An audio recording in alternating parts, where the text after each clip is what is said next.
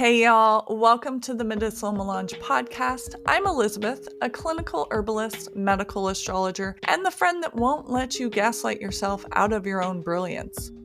This is where we take the guesswork out of your wellness journey and take back your autonomy in healing your body, aligning with your chart, and shedding light on your highest self's actual timeline, not the one capitalism tries to rush you through. If you're into no BS astrology, radical self-honesty, and levels of devotion to yourself you were told were too much, you're in the right place. Welcome back to the Medicinal Melange podcast. I'm glad you're here.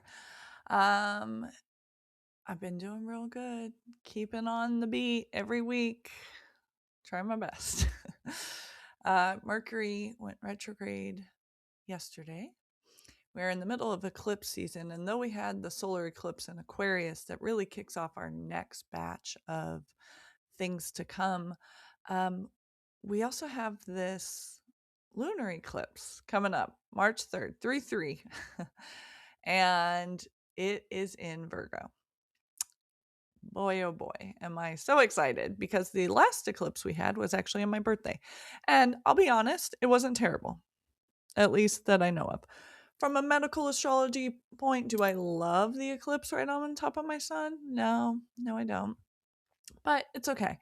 So this new one that we have coming up, I am going to talk about a little bit today, but between eclipse season and the Mercury retrograde and everything else, my words are a little bit more foggy. I started to write inside the Melange, which is our community that we're growing. I have 3 membership tiers: the stars, the moon, the sun, but all 3 membership tiers have access to what I call the orbit, which is our area where we have a community chat of sorts.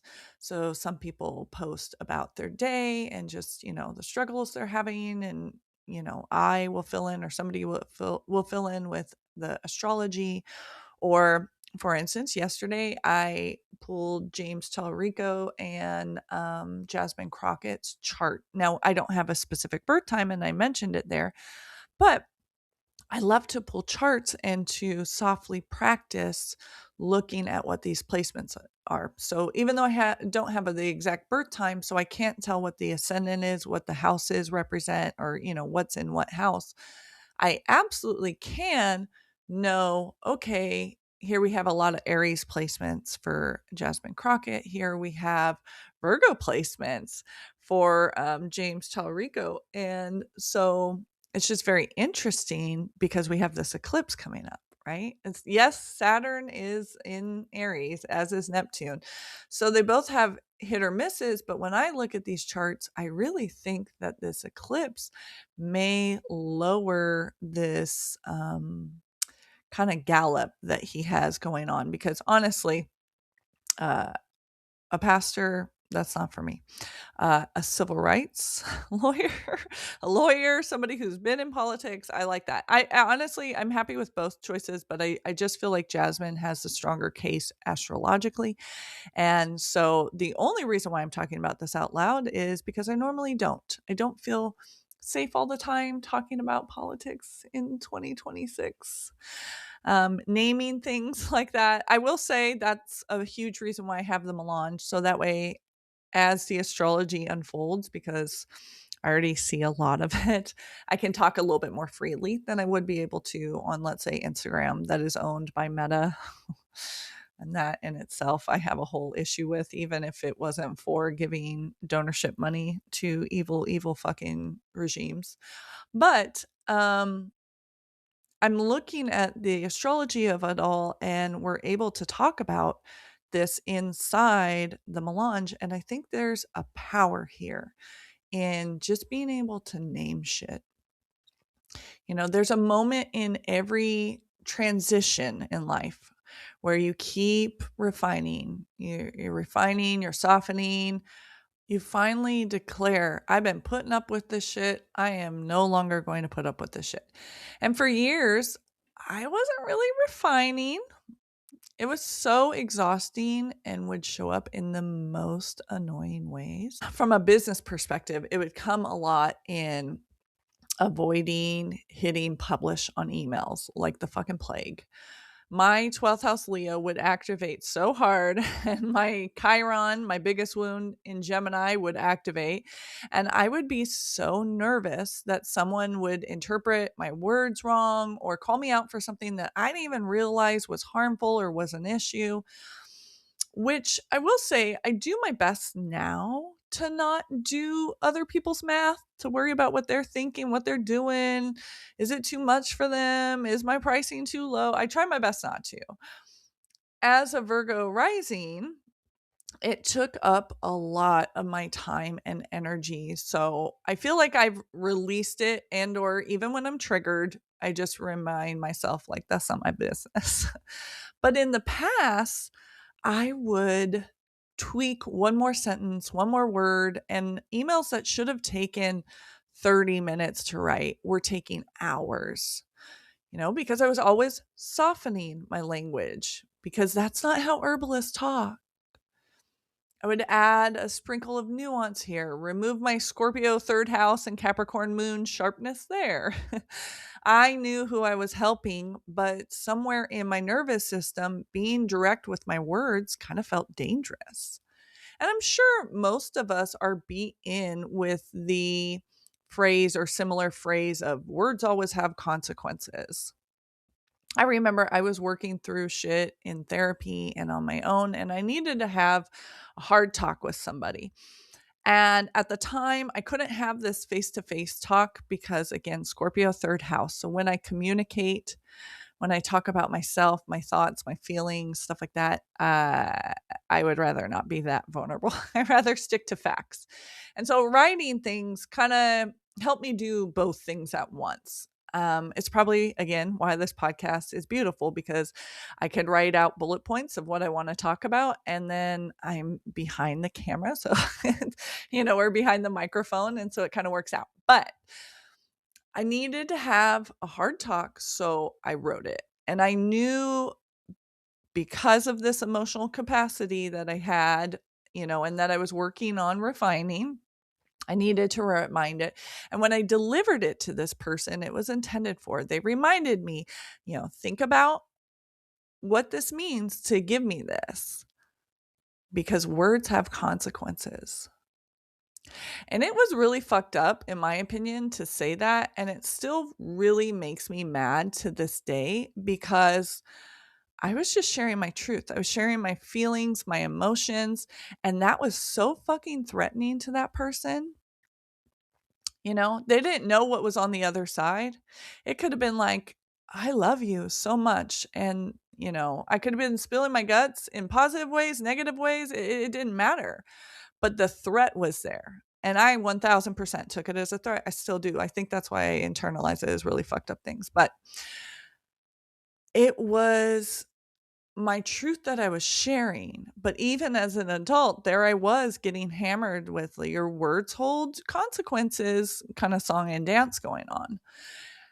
And yes, it's super triggering to me, but at the same time, I remember my very first adult reminder of this in a lighter way, because we are in Mercury retrograde. We're not trying to process that hard of stuff, right? But this was back in the day when like texting would cost money. Okay, this is where, so think back, right? What do you have on the radio? I want you to think about what you're playing on the radio. Okay, so I was working at my friend's salon. I loved my job. I got to have all these beautiful clients. They would be so kind to me. It was very creative. I loved working there. And so the person who, now mind you, this is my friend's salon.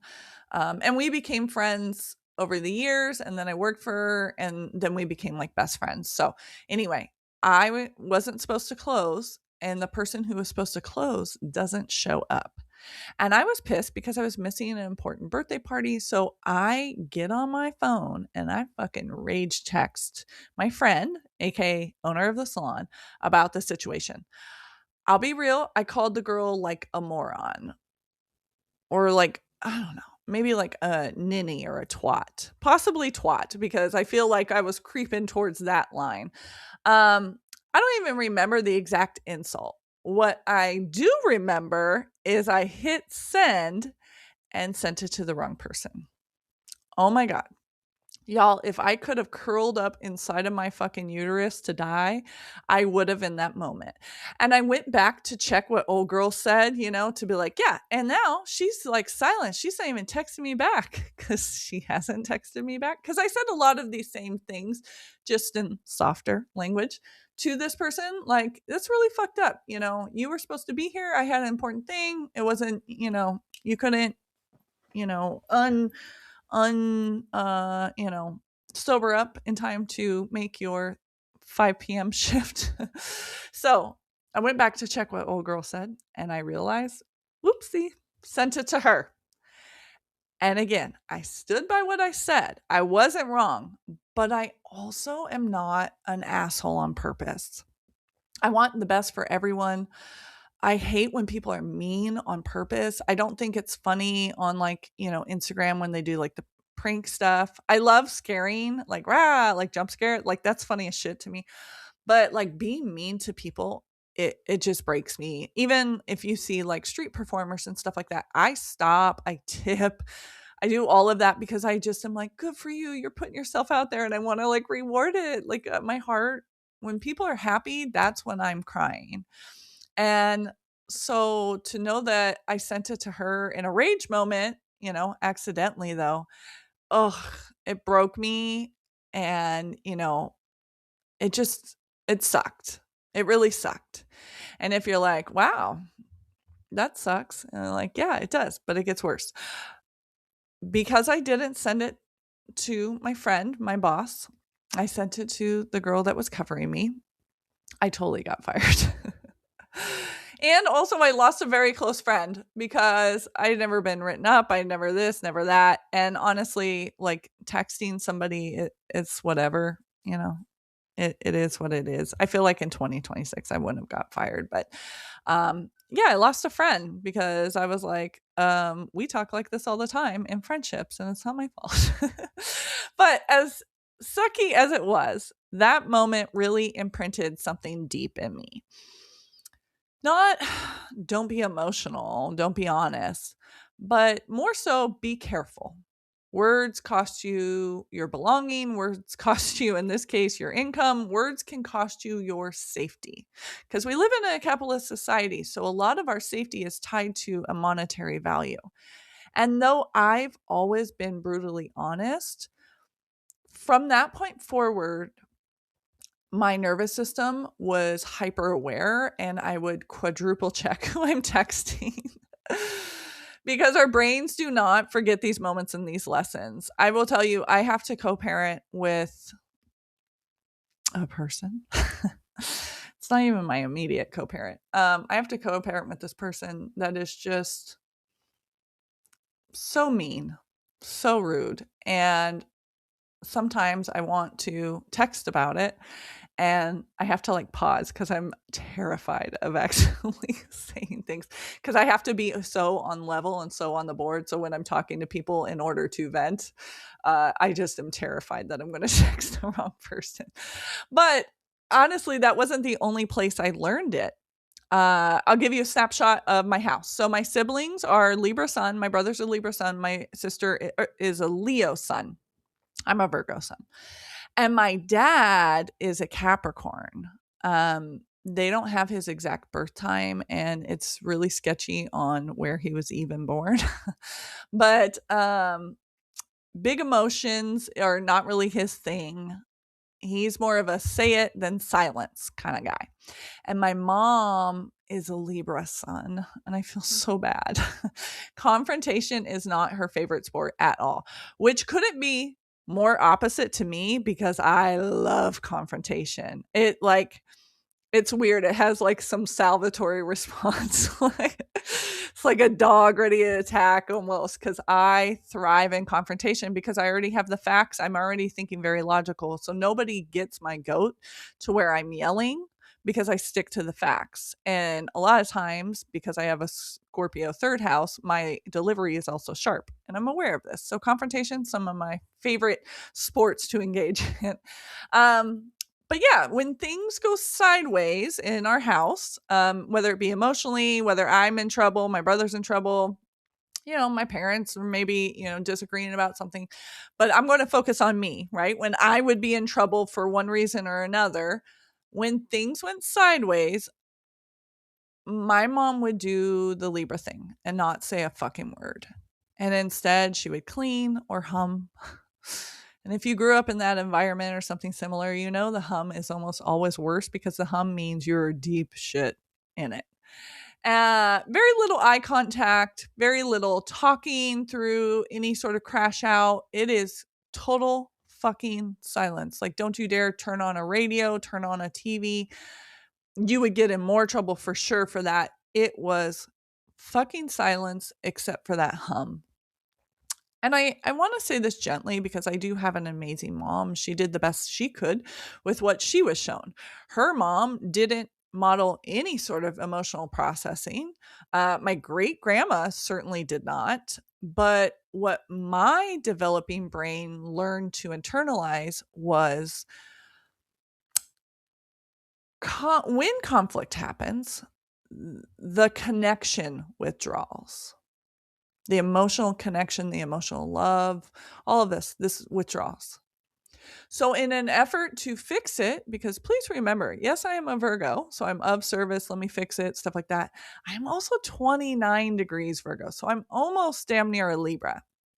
So I kind of have the best and worst of both worlds. I learned to over-explain.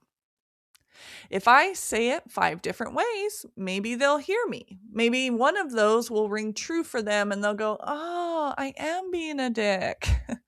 If I clarify enough, maybe they won't isolate me. If I articulate things perfectly, which is very hard sometimes with the way my brain is, because with my special kind of epilepsy and seizure disorders, sometimes my brain slows down too much. So my words kind of blend together because I have so many mini seizures going on. But in my head, I think if I articulate perfectly, maybe I won't lose this connection. And that pattern followed me into adulthood, especially in my Pisces 7th house, where every red flag is seen as a beautiful pink, a rouge of sorts. My ex, I guess all my exes, mostly, because now that I think of it, they all do this to some degree. But my most recent ex would isolate during conflict too. They knew that my mom did that and that it made my brain feel some sort of way about extra silence. And true, not their job, but when you weaponize it, right? So different from I'm just not engaging. This is like total conscious weaponizing. But they would go into silence, they would go into withdrawal, they would put distance, or my cheating ex specifically would sometimes even become physically violent. So it forced me, my Capricorn moon, to shut down and go very stoic, silence, distance, withdrawal for my own safety. And so I would over explain even harder. And I'm not trying to win, I'm trying to prevent abandonment. Aaron is my most wonderful, holy fuck, this is what it's like to be loved and have someone in love with me, cherub of a human. That man is different. He is consistently leveling up in his healing. He is soft. He doesn't isolate. And really, he makes a point to talk through it with me, no matter what. No matter if it's a small, I didn't hear you, or a massive, this is a foundational thing we need to talk through. He doesn't care if it's messy or if it's very clean. He wants to talk through it with me. And having him in my life as my equal has been so healing for both of us, honestly, because we had very similar things. He just experienced more outburst stuff, whereas mine was more silence. But his, and your nervous system doesn't just delete and take out old wiring, old code because you found a safe person. It still fucking braces. Astrologically, this is very textbook for my chart and anyone with a Chiron and Gemini, which Erin and I both have. Chiron in Gemini is a wound around the voice. My Chiron is in Gemini 10th house, which we kind of touched on before, but it shows up in sometimes, right? Not every time, but it can show up as this fear of being misunderstood, this hyper awareness over words and wording, over editing, feeling like our emotions are too complex to summarize, so we don't say anything at all. Saying the same thing 5 different ways to ensure that everyone's on the same fucking page as far as what I'm saying. And in the 10th house, that wound really becomes public. It becomes something along the lines of, if I articulate this imperfectly, it could cost me, which historically it has, right? Historically it has. Something that stands out to me is that giving access to free herbal medicine for the unhoused population when I was a co-owner of my shop in New Braunfels, that was very fucking important to me. It's still important to me as a business in general, but when I had a shop, I became a central place that people could and would come to. And I remember my ex-business partner would be so pissed. Can y'all, if you're listening to this, can you reply and give me something other than ex-business partner? Because I lovingly say Satan's butthole, but I need to figure out a way to describe it, because I hate that I'm even tied in a partnership, even if it's a former partnership. So if you get creative with your wording, please drop it in the comments. But yeah, so like I made a point to vocalize that because she brought it to my attention one time, and I was like, that's really important to me. And I just remember she looked so disgusted and told me flat out that if I had lower income people and or no income coming into the shop, that they would steal things, that they would scare off her high paying customers, all this shit. And I'm just like, ugh, it made me want to hurl. Because that's one of those foundational moral to moral, we don't see eye to eye kind of things. But I also look back on something like that and I wonder, like, I wonder if that was another little breadcrumb that added for her decision to illegally transfer everything out of a partnership and into a sole proprietorship. But it's things like this that I think back on as far as this wound in my 10th house, And now, for the record, this spring, Uranus is moving into Gemini, and Uranus disrupts in ways you don't see coming. And I very much think it's for the good.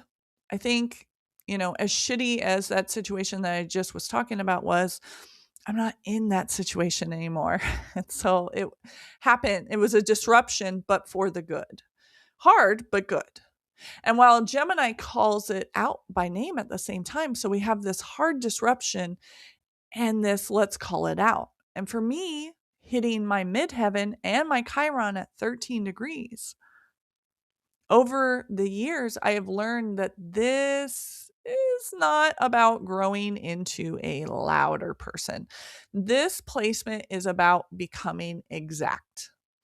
And you may be like, that sounds like perfection, because super Virgo, first house. And so when I say exact or precise, even for my chart, that means letting go of this bullshit fantasy that everyone will interpret me correctly. Okay, so let's zoom out and dissect that one for a second. When something is ambiguous, your amygdala stays silently activated. Ambiguity feels like a direct threat. Your brain scans everything like, okay, is this stable? Will this cost me something? When you name something clearly, your prefrontal cortex then engages. So labeling actually reduces this limbic activation.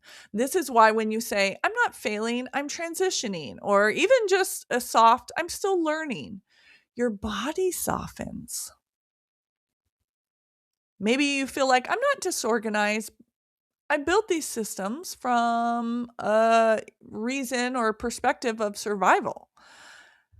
Then your brain reorganizes because naming things creates like containers, right? Containment in itself creates safety.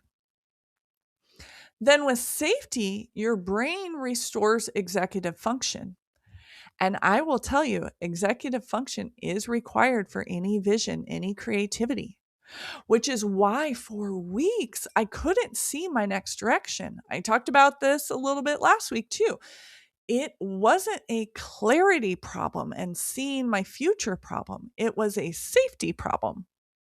It was a creativity issue. And I wasn't confused. I was protecting myself by being everything to everyone else and my schedule jam packed. I was being everything to everyone else but myself. I was protecting myself in that moment. As I dove deeper, I was protecting myself from being seen. And it's not like protection is bad either. It's actually quite intelligent. Your nervous system learned something scary. I know mine did. But Mercury is retrograding in Pisces right now, and the eclipse in Virgo is knocking on heaven's door, which definitely isn't screaming because it's Virgo, right? It's just editing down the bullshit. So instead of doing this whole declaration of this is who the fuck I am, take it or leave it, world, during Mercury retrograde, I want to give you something a little bit safer, or at least something that feels safer to your nervous system, that your nervous system can handle. And so we're going to learn today a little bit about putting a name to what it's not. You're not going to start by naming who you are. You're actually going to start by naming what this season of your life is not. I know. For manifestation reasons, this really feels fucking counterintuitive. But trust me, okay? Your brain regulates faster through the contrast.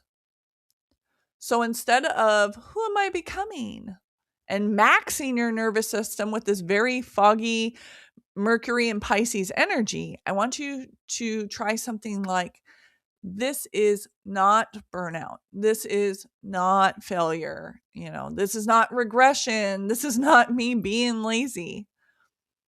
Then ask, if you're writing this down, bonus points for you. But then I wanted you to ask, or at least explore, what is it instead? So it's not laziness. Maybe it's grief. Maybe it's a capacity stretch, recalibration. It's not burnout, it's a transition. You're outgrowing old versions of yourself.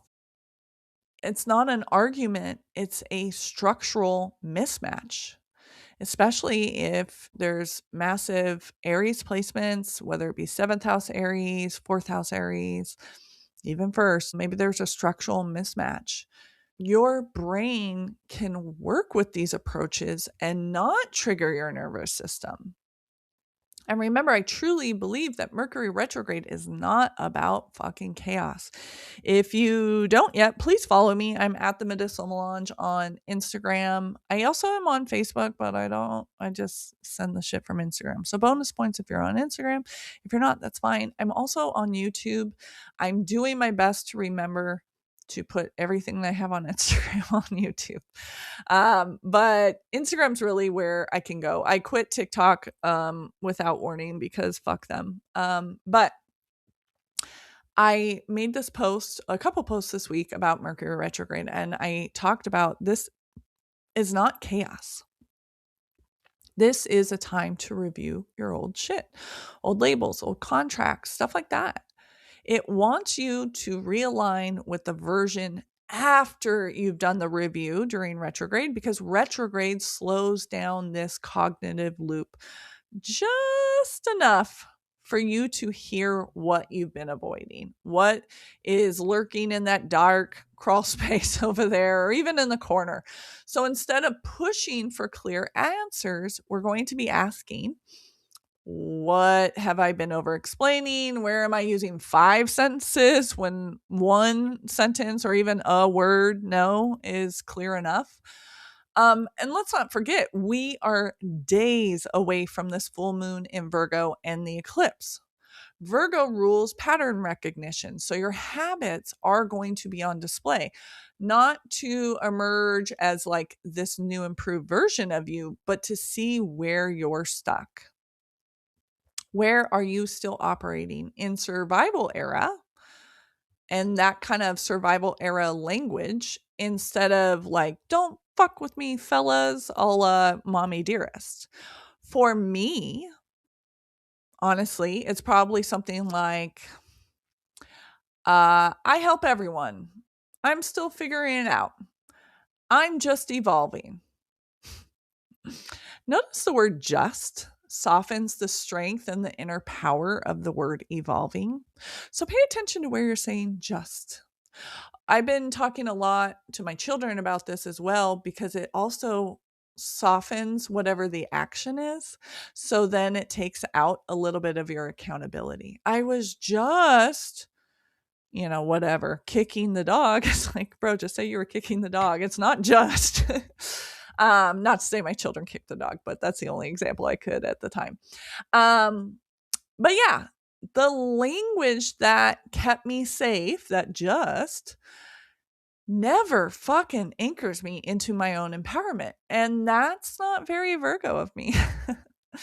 So before we get to journaling prompts, BT dubs, I love that y'all are journaling along with these episodes for this second season and that you're emailing me responses. It is so beautiful, and I thank you for trusting me enough to share your responses. It's very beautiful. But anyway, before we get to the prompts, remember this is when you get exact on naming shit. Your brain lowers the amount of perceived threats it needs to scan for. And when that happens, when the scanning reduces, the creativity not only returns, but it increases. If you are a member of my Star memberships, that is my $44 a month membership. You get access to the melange in length, the orbits, the events. We're starting in April, our in-person meetups as well. But inside the stars, they have access to the receiving frequency, which was my financial astrology class. And I talked about, if we're helping everyone, if our hands are full, holding everybody else's shit, their schedules, the emotional labor, the drive time, whatever it is, our hands are not open to receive anything, receive clarity, whatever it is. So when the scanning reduces, the creativity not only returns, but then increases. So if you cannot see your step ahead right now, I don't want you to force through during Mercury retrograde. I instead want you to name the season you're living in. That in itself, honestly, will help as long as it's not performative. The people who feel grounded in their own language will not feel chaotic. They will feel precise, exact, all of those words I used in the beginning. And like I said earlier, exact doesn't mean perfect. It just means I can survive being misunderstood. Before I get to pulling the cards for this week, and giving your journal prompt for the week as well, I do want to lightly plug the Moon membership is my medium membership inside the Melange. It is $155 a month. We meet once a month as a group. And actually, our meeting for this month is tonight, which I'm so excited, at 7 o'clock. So if you hear this and it's before 7 and you want to join, like, I will add you to that meetup tonight. They are all virtual meetups, so that way everyone, can work it around their schedule. But we meet once a month as a group, as a community. We go over not only the full moon, that's the sessions that we're in right now is full moon. Next, we'll have new moon, stuff like that. But we're going over the full moon in Virgo. We're going over the eclipse and Mercury retrograde and all these things and how we can get in alignment with our Mercury. Members of the moon also get a private one-on-one reading with me where I pull your lunar return charts and I look at the month ahead. What's in store for you financially, in your love life, in your relationships, maybe with your children, in your siblings. I talk about how your health is for the month ahead. You always know what's ahead every month when you're a member of the moon. You also get access to personalized one-on-one tarot and astrology pools every week, which is a lot of fun. In addition to that, you get access to the Melange, which is a beautiful community that I'm growing off of fucking social media apps because that's only going to get more stringent, more controlled. And honestly, there's too much fucking astrology that needs to be talked about in very plain, simplified, direct language for the sake of this episode, exact language, that I want to make sure everybody's crystal clear on what's ahead. And I can't really do that safely on this or even on social media. Stars members, that is my $44 a month membership level inside the Melange. They get a new class every month. I have what's called the Stars and Soil Library, and it's a living library where I talk about each sign. Each sign has their own section. I talk about the best herbs, the best meal plans, the best workouts, the best lifestyle choices. All of that is in there, and I'm only continuing to evolve each sign. If you need more help on joining any of that, you can visit themedicinalmelange.com. At the very top in the header, I have the sun, the moon, and the stars, and they're all hyperlinked to sign up. So yeah, get at me. This week I am using the Secret Oracle of the Green Witch. It's a really nice deck. I pulled Dandelion. This is saying an expansive plant starting from its lateral roots all the way down to its characteristic head. It is certainly a symbol for an open heart, curiosity, and predisposition for joy. This plant is linked to perseverance thanks to its ability to grow in even the hardest and most unthinkable places. Its message for you is to have faith and do not fear. It is time to keep your heart open. And I think that's a wonderful message. If we stopped trying to be interpreted perfectly, if we grew no matter what our fucking soil looked like, who would show up? Who would speak clearly? Naming that person won't shrink you. It actually helps you rise even harder. And if we think about the dandelion, all parts of this plant are useful and medicinal and just lovely to work with. Each part has a different reason, a different season, and it's like us, right? We all have different reasons, different seasons. All of our charts are looking very independent, very beautiful. We just need to know how to communicate with those parts of ourselves. And that's why I think I love astrology so much, is because every time I do a reading for someone, first of all, I love that y'all laugh at me and see me as funny because my chart says I am pretty funny. But I love that you feel seen. I love that you feel seen. I love that you see yourself almost like the dandelion in the moment. I see all parts of you, and I see that all parts of you are made perfectly in alignment with your chart. Now, do we go, oh, I have too much concrete around me, I'm just going to stay small? No. 2026 is not the year for that. We are supposed to be growing. We are supposed to be too loud, too much, too soon. If you've listened to my past episodes, that is my 2026 motto. Whether you want to join the sun, the moon, the stars.